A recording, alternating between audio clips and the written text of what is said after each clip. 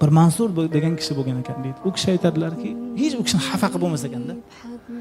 Xafa bo'lsa ham birpas esdan chiqarib olar ekan. Bir kishi qo'yinni og'ritib qo'ysa, borsa oldiga, birodar, uzr-a, boyash qo'yingizni og'ritib qo'ydik, xafa qildi desa, agar, o'tgan ish eslanmaydi deb qo'yar ekan. Tamom, bo'ldi, esdan chiqarib olar ekan. Yana kelib kimdir hammasini xafa qilganlar. Mashhur gapi shu, o'zbekcha aytganda, o'tgan ishga salovat der ekanda endi. O'tgan ish eslanmaydi deb qo'yar ekan. Keyin u kishi vafot etdi vaqt etib deydi. Vafot etganda u kishini bu solih do'stlari tushlarda ko'radi. Tushda ko'rsa, haligi bu chiroyli hayotda turibdi. Nima topding desa, Robbim roziligini topdim, jannatni topdim deydi. Nima bilan topding deydi. Tushda so'rayapti.